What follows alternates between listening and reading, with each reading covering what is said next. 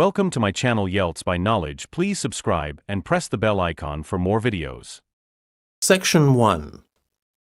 You will hear a telephone conversation about booking a venue for a private event. You have 30 seconds to look at questions 1 to 10.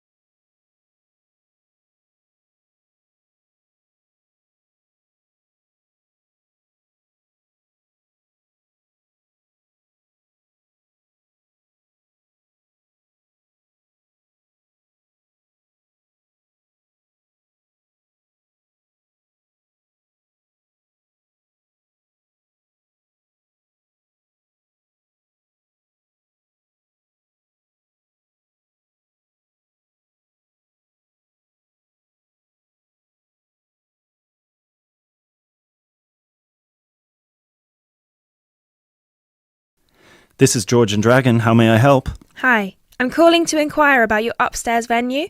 I'm interested in booking it for a private event, and I was wondering if I could ask a few questions. Yes, of course. Just give me a second, please. So, before we start, could I please get a name and phone number? Yes, my name is Clara Carlton. Carly, could you spell that for me, please? Sure, it's Carleton. And the phone number? Well, I'm going to give you my work number as I'm booking the venue for a work event. Right. So it's 020-8322-1479. Great. So, what would you like to know? Well, I saw on your website that the price can be from £20 per hour, so I would like to get an exact quote if possible. Well, the price depends on the type of event, the date, and the number of people, and whether we will be providing food as well. Oh, it's for a retirement party for one of my colleagues. Okay. And for which date is that? Well, we were thinking next Tuesday, the 31st of May. Okay. Oh, I'm sorry, but the venue's already booked that day. We're free on Monday and Wednesday, if that would suit you. Well, Wednesday's no good, because the gentleman who's retiring will be gone by then. But Monday works just as fine. Great. You'll get a cheaper rate for Monday, too. Excellent. And how many people will there be? Well, at the moment it's supposed to be 16, but it might go up to 17. We're waiting for one of our co-workers to confirm whether they'll be available that night or not. The boardroom in the venue only has space for 15 people, I'm afraid. We've got enough standing room for about 15 extra people. Is that all right? Oh, I'm sure it'll be fine. We won't be sitting down much anyway. Would it be possible to provide 2 extra chairs just in case, though? Yes, of course. Great. And finally, will you be needing us to provide food as well?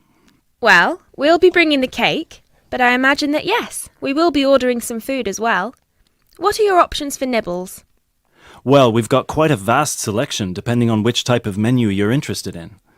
We've got meat-based tapas, as well as some vegetarian and vegan options, and we've also got some sharers. Well, as far as I know, none of us are vegans, so I don't think we'll be needing that. Some meat-based and vegetarian options would be great, though. Would you like me to talk you through them, or...? Well, you do have the menu online, right? Yeah, you can find it on our website. The only thing is that a couple of options have been removed and replaced with new ones, and we haven't had the chance to update it online yet. Okay, let me just pull it up on my screen. Just a second. All right. So, in the meat-based food section, the dishes that have been discontinued are the mini fajitas and the pulled pork bruschetta. Oh, that's a shame. The pulled pork bruschetta looked really nice. Yeah, but we've replaced them with 2 new really popular dishes. We've got a trio of sliders, which is 3 mini burgers, made one each with chicken, beef, and pulled pork, and we've also got ham and cheese croquettes. Oh, that sounds nice. So I'll have 7 of the mini burgers then. I see you've also got vegetarian croquettes. Are they still in the menu? Yeah, we've got the vegetable croquette and the potato croquette. And how many croquettes are there in each dish? The vegetable one is 5, the potato one is 4. Okay, so I'll have 2 of the vegetable croquettes and I'll also have 2 of the ham and cheese ones, please. Great. Anything else? Well, I don't know. It all looks so nice. What would you recommend? Well, what I would recommend is the simmered squid. It's slow cooked in wine and served with potatoes. I'd also recommend the hummus platters. Our chef actually makes his own hummus, and it's one of our most popular sharers. And of course, all of our salads, especially the Caesar salad, we're famous for them. Right. So I'll go for 5 hummus platters. Or should I get 6? No. You know what? 5 is just fine. I won't be having any of the squid. It sounds lovely, but I'm just not sure how popular it would be with my colleagues. Yeah, fair enough. And finally, 1 Caesar salad and 1 vegetarian, the goat's cheese one. Great. And just for the final question, for how many hours would you be booking the venue? Well, we'd be arriving straight after work, so somewhere around 7 p.m, and I'd expect we'd need it until at least 9 p.m, maybe even 10 p.m, so... So 3 hours? Well, probably, but let's make it 4 just in case. Right. Great. So just give me a minute and I'll get back to you with a quote, all right? Yes, of course. Hi. So I spoke to my manager, and the total with the food and a drink starter for 17 people would come up to £318.95. Okay. But he'd be happy to offer you a 5% discount, which would bring the total down to just £303. And that includes a pint of any beer, a glass of wine, or fizzy drink for each person. Okay, that sounds reasonable enough. Let's go for it. Right. So I would just need a deposit of... That's the end of section 1. You have half a minute to check your answers.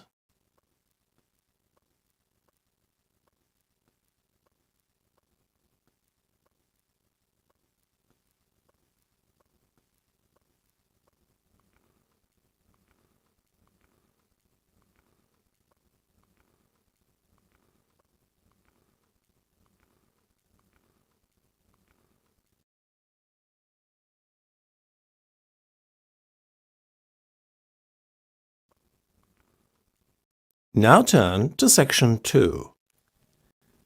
Section 2. You will hear a talk about the history of a poetry award.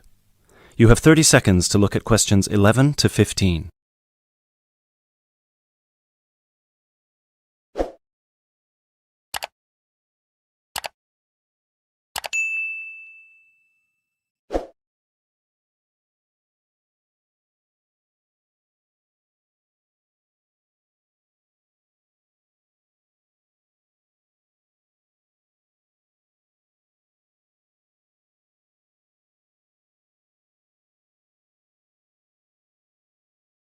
Hello everyone, and welcome to this year's award ceremony for the Antonia Watson Memorial Poetry Award. As with previous years, the competition has been particularly fierce and we received numerous excellent entries, so it's an incredible achievement for our 3 finalists who are sitting here amongst you, and we should congratulate them all. However, as with every competition, there can unfortunately only be one winner, and we will be announcing them shortly. Before we do, though, a few words about the award itself. As most of you know, the Antonia Watson Memorial Poetry Award has been presented annually since 2010 and was presented biannually for 2 more competitions prior, once in 2008 and once in 2006. It is entirely funded by Antonia Watson's very generous parents, who offer £1,500 to the author of the best poem on a topic announced at each previous award ceremony, as well as £500 to the first runner-up and £250 to the second, bringing the total up to £2,250. Now, a few words on Antonia Watson herself, without whom none of us would be standing here today. I briefly knew Antonia while at university, where we were flatmates for a year, and I'm afraid that any speech I give will not be able to do her justice, as she was the kindest, sweetest person I've ever met. Thankfully, this part of my speech was written with the assistance of one of her siblings, Thomas Watson, who was not only her brother, but also her best friend. Antonia was born in Slayford, Lincolnshire, in December 1986. From a very young age, she displayed an inquisitive and creative nature, matched in volume only by the gentle kindness of her spirit. She wrote her first poem, named Love Barks, about the death of her dog at the age of 10. This was also her first poem to be published at her school's newspaper, just 2 months after another of her poems, Be Kind, won the 1996 Triad Children's Writing Competition and was published in the competition's anthology. While her early forays into poetry were crowned with impressive success, Antonia unfortunately ceased to write for a few years following the death of her very dear grandfather, Peter William Watson, in 1999.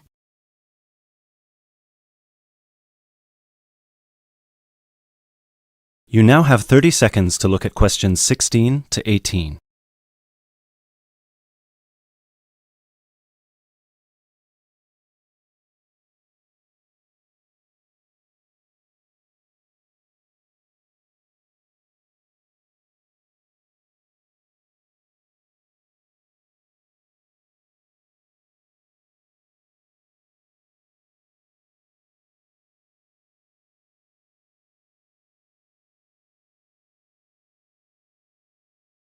While her early forays into poetry were crowned with impressive success, Antonia unfortunately ceased to write for a few years following the death of her very dear grandfather, Peter William Watson, in 1999. Despite her writer's block, however, her artistic nature didn't lie dormant during the next 4 years. She had an active role in various theatre plays, and she also ventured into painting. A few of the plays are available on the internet, and you can find several of her self-portraits on our website, and you can see for yourself how impressive they are. But poetry, of course, remained her passion even then, which is why in 2003 she resumed writing, and her next poem, The War on Both Sides, was published in her college's journal. At the age of 18, Antonia moved to Sheffield to study English literature at the University of Sheffield. This is where she and I met, spending a whole year in adjacent rooms in a flat in central Sheffield. This is also where I met her good-natured, generous parents, Mr. and Mrs. Watson, who came to visit her regularly and always treated me like a daughter as well. Antonia and I grew very close during that period, and while we ran in different circles, we always found time for each other every week. Antonia self-published one collection of poems in August 2005. It was named Burning Stars, after the poem on page 16, which is also the date of her birthday.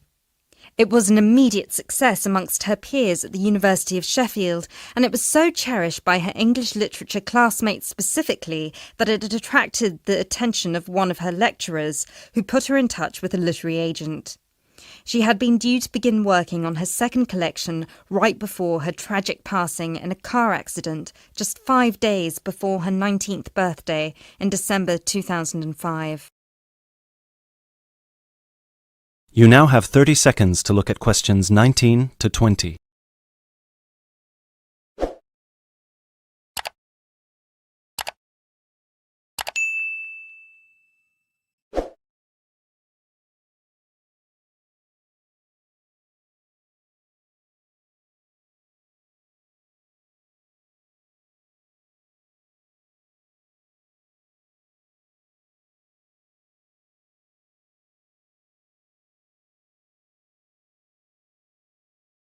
Antonia was always interested in societal shifts and how they affect humanity as well as the environment, and this award was designed to reflect her faith that regardless of what we do, we are all inherently good. With this in mind, all of the topics this competition has dealt with have been about the potential and the positive side of humanity, such as this year's Young Love theme or last year's Inner Power theme. We've had poems about personal strength, about immigration, about gender equality and peaceful protest. And hopefully in 12 months, the poems we'll be awarding will be just as inspiring with the topic of poverty. I know Antonia would be really proud of what her parents and what all of you together have achieved. So, finally, let's get on with the actual award. As I said before, it's been a fierce competition this year, and with more than 5,000 entries, it was quite the task for our 3 judges to cut them down to just 3. but our 3 finalists definitely deserve to be here, and without further ado, I would like to. That's the end of section 2. You have half a minute to check your answers.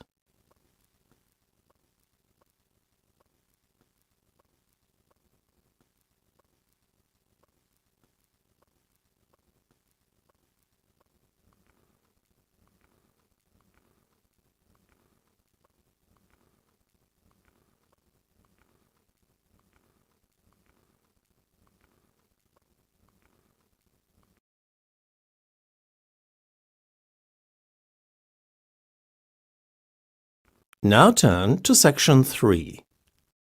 Section 3. You will hear a conversation between 2 students working on a presentation. You have 30 seconds to look at questions 21 to 24.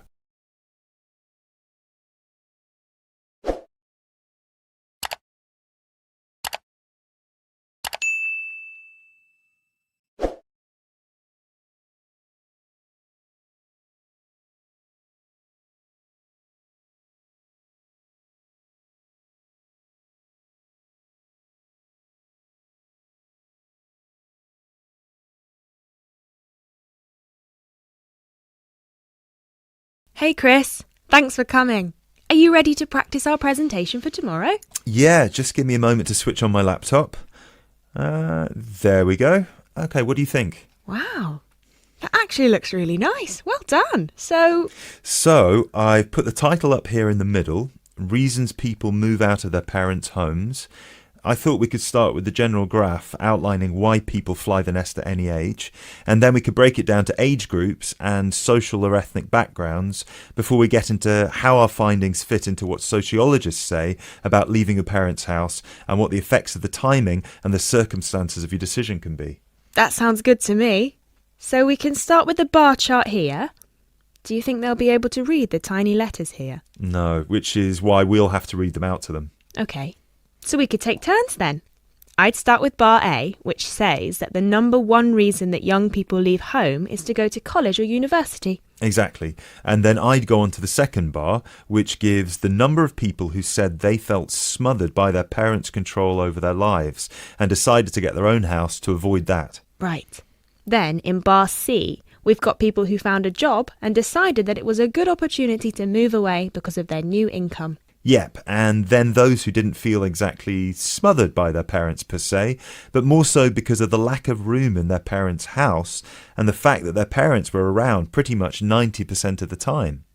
Maybe we should move this bar so that it can be next to bar B, since they seem to be quite similar to each other. Well, actually, that's why I kept them separate. But maybe you're right. They would lead smoothly into one another. So that means that jobs will now be bar D and bar E. Bar E is about those who moved because of their partner or spouse. Right.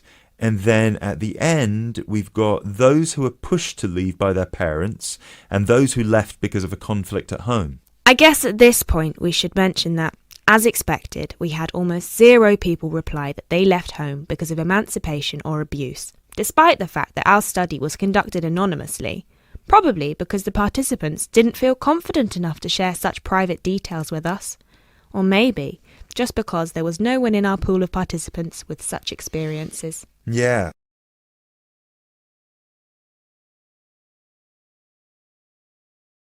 You now have 30 seconds to look at questions 25 to 29.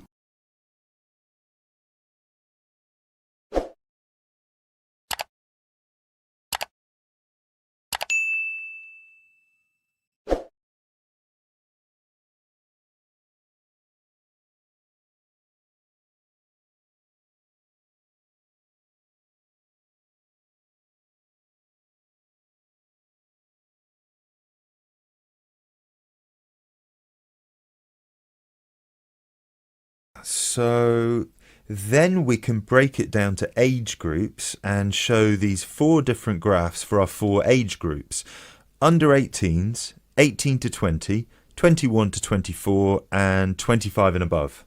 Shall we take the graphs by age, or should we start with the second group? What do you think? Because we haven't got that much data on under 18s, and starting with 25 and above would also feel a bit strange to me, seeing as it was our second smallest group, and most participants were between 18 and 24 when they moved out of their parents' home. Yeah, you're right. Perhaps we should start with our two biggest groups and then move on to the other two. So, you can present 18 to 20, and I can present 21 to 24. And then we can maybe present the other two groups together. I think it's best if we present them separately, since the findings are so different. Yeah, I guess you're right. So, I can present the under 18s, and you can present the 25 and over. Perfect. Or, wait, should we do it the other way round so it flows more naturally? Yeah, sure. And then we can include a brief note at the end for those who haven't moved out yet. Yeah, great. You now have 30 seconds to look at question 30.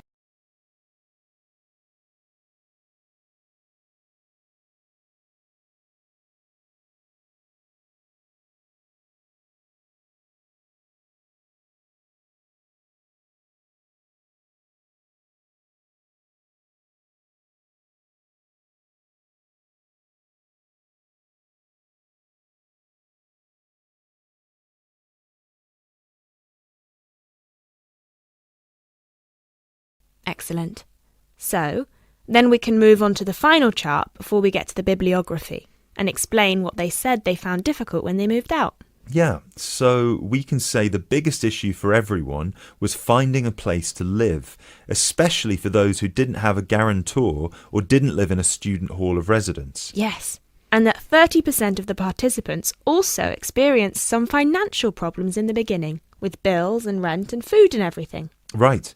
Then an even larger number reported that they didn't expect to miss their family that much, but ended up visiting their parents' home often just to see them and spend some time with them. Although, we should probably cut that number down a notch to exclude those who went back home just so their parents could cook and do their laundry for them.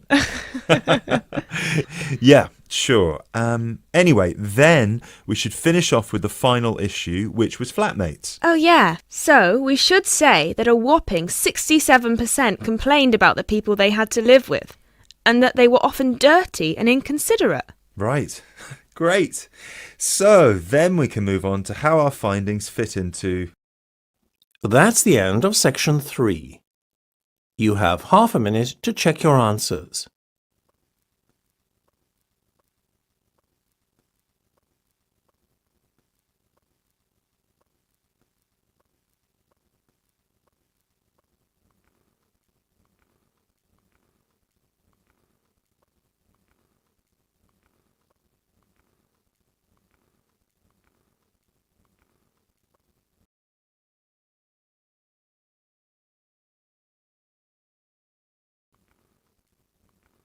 Now turn to section 4. Section 4. You will hear a biology lecture about tuberlaria. You have 30 seconds to look at questions 31 to 33.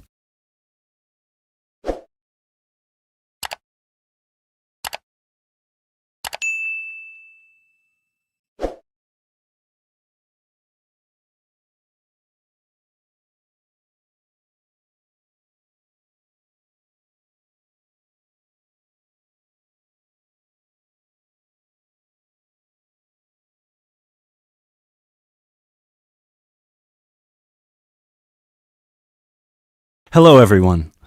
I'm glad so many people have shown up here today to hear about these fascinating little creatures called the turbularia. My name is Dr. Baker, and I've spent 20 years researching thousands of different species of platyhelminths, what are commonly known as flatworms, both free-living and parasitic. So there are a lot of things I could tell you about these extremely interesting invertebrate, but I will try to keep it short. Turbularia are unique amongst flatworms in 3 ways. The first one is that, unlike 80% of all platyhelminths, turbularia do not need to secure nourishment from a living source. This means that they do not generally parasitize a host, but are instead found living freely in the environment. So, no need to worry about any of these little samples I've got here escaping and causing havoc. The second way in which they're different is that they are, well, they're incredibly simple. And by simple, I don't mean in terms of structure, as their structure is indeed quite complex, and I'll get to that later.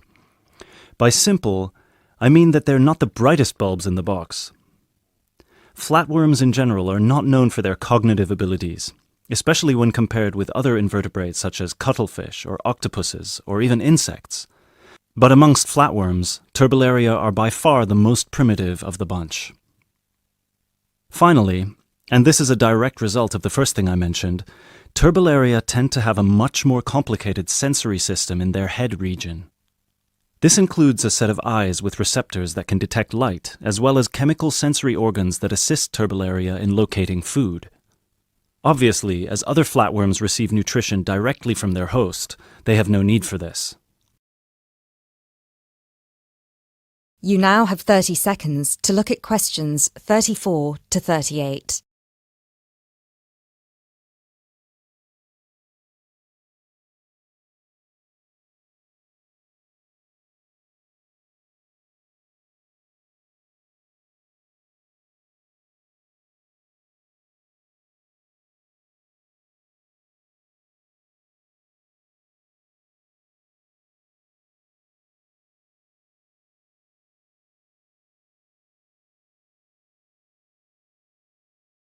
Despite these three differences, however, Turbellaria are quite similar to other flatworms in all sorts of other ways. First of all, as their name suggests, they're incredibly flat, which allows them to hide under stones. They're symmetrical on both sides, and they don't have a body cavity. They also don't have any specialized respiratory, skeletal, and circulatory systems. What they do have, however, and this is what I meant when I referenced their structure before, is three layers known as the endoderm, the mesoderm, and the ectoderm, as well as a head region where their brain and sense organs are located, and a spongy connective tissue that fills all the space between their organs. Finally, like most species of flatworms, they're hermaphrodites. This means that a single flatworm has a set of each gender. But don't take this to mean they reproduce alone. Their preferred method of reproduction is called cross-fertilization, which means that each flatworm fertilizes the other. I mentioned before that most flatworms need a host, but Turbellaria feed from the environment. So what do they feed on? Most Turbellaria can be found either in fresh or salt water, and they feed on small insects, microscopic matter, and crustaceans. They will pretty much eat anything they find. They have no preference on whether their food is living or dead. Also, and this is the most remarkable part about their eating habits, if they ever find themselves in a situation where food is scarce, they might also feed on themselves. That's right, they'll start eating their own body, starting with the least essential muscles and organs and working their way up. They will shrink in size until they're able to find food again, at which point they'll begin to regenerate everything they've lost. One final thing about food, and apologies in advance if I disgust you, Turbellaria don't possess an anus, which means that their mouth, which is a muscular opening on the underside of their body, has to serve as one. You now have 30 seconds to look at questions 39 to 40.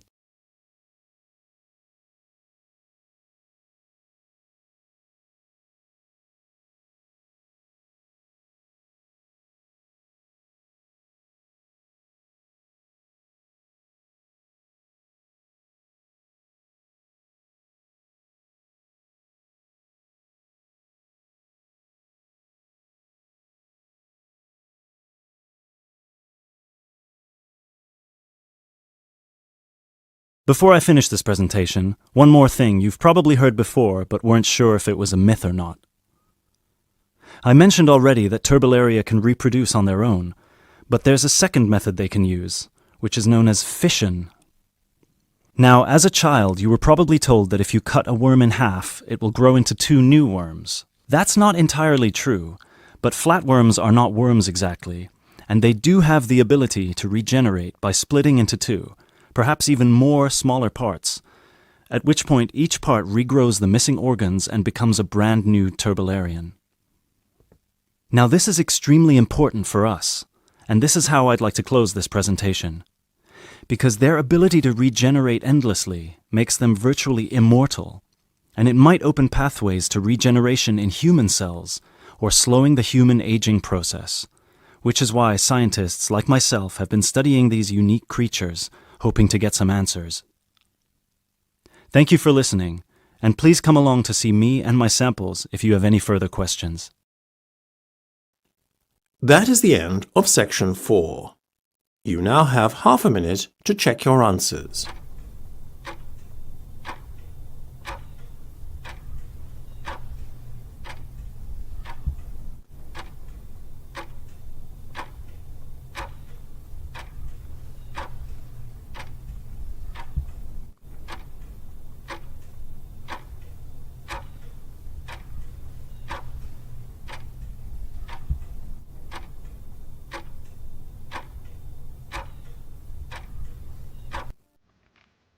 That is the end of the listening test. You now have 10 minutes to transfer your answers to the listening answer sheet.